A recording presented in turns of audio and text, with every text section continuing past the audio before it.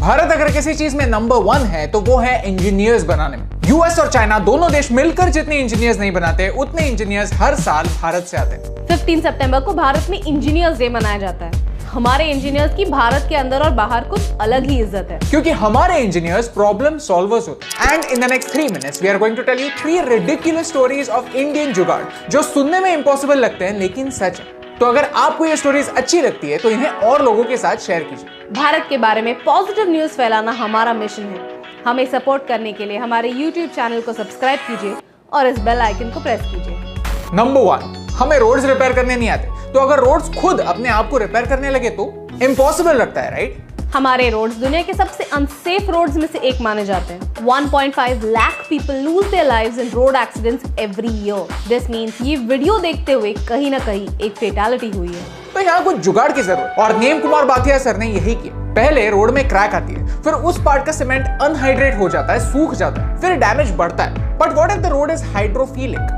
Road के material को एक पानी रिटेन करने वाले कोटिंग से कवर किया जाता है। बेसिकली जो पानी पहले रोड को डिस्ट्रॉय करता था वो अब उसे रिपेयर करने में हेल्प करता है। ऐसा ही एक रोड कर्नाटका के एक विलेज में ट्राई किया हुआ है जो बेंगलुरु के हाईवे से कनेक्ट करता है। 2014 में ये रोड कुछ ऐसा दिखता था और आज ये ऐसा दिखता है, और अगले 15 सालों तक ये ऐसे ही दिखेगा। ओके, बट ये रोड महंगा होगा ना?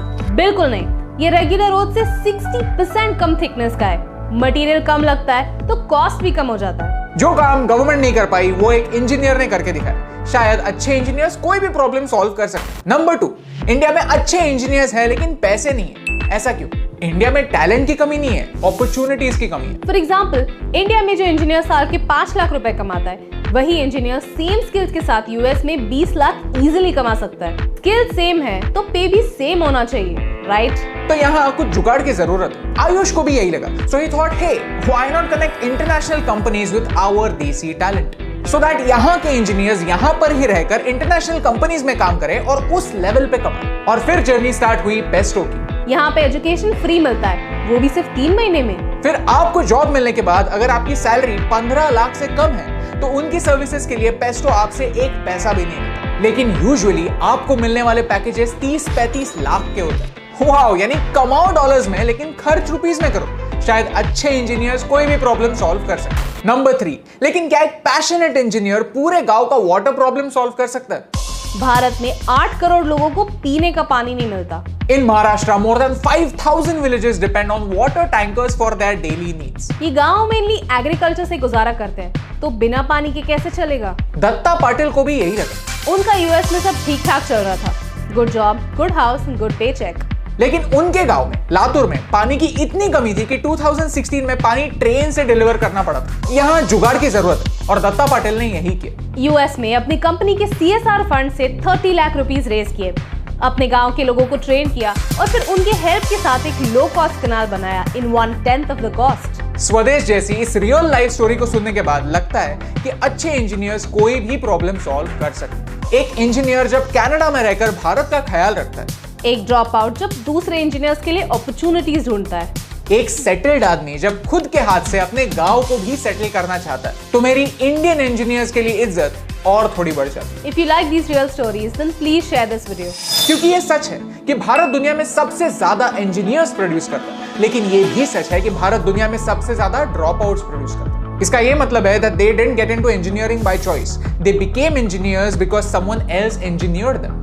जिसे इंजीनियरिंग नहीं करनी वो फोर्सफुली इंजीनियरिंग कर रहा है, और जिसे एक्चुअल में करनी है वो पीछे छूट रहा है। ये एक प्रॉब्लम है। एक अच्छे फ्यूचर के साथ साथ अगर एक इन्फॉर्म चॉइस का जुगाड़ हो जाए तो लगता है कि फ्रस्ट्रेटेड इंजीनियर्स का नंबर कम और प्रॉब्लम सॉल्वर्स का नंबर बढ़ना पॉसिबल है। आई फील अगर 6 स्टैंडर्ड से हम बच्चों को इंजीनियर बनने के सपने दिखाना छोड़कर अगर सिर्फ सपने देखना सिखा पाए तो हम अच्छे ड्रीमर्स भी बना पाएंगे और अच्छे इंजीनियर्स भी। क्योंकि आज तक हम अच्छे इंजीनियर्स बनाकर खुश थे, लेकिन कल के भारत को अच्छे इंजीनियर्स के साथ साथ अच्छे ड्रीमर्स की भी जरूरत है। ऐसे ड्रीमर्स जिन्हें प्रॉब्लम्स नहीं दिखते, उन्हें सॉल्व करने के तरीके दिखते हैं, जो दुनिया को भारत से और भारत को दुनिया से जोड़ते हैं, जो एम्बिशियस होने से डरते नहीं, छोटी सोच को वीकनेस मानते हैं। ऐसे इनोवेटर्स, ड्रीमर्स, इंजीनियर्स अगर हम प्रोड्यूस कर सके तो शायद इंडिया को टॉप में पहुंचाने का जुगाड़ हम कर सकते हैं।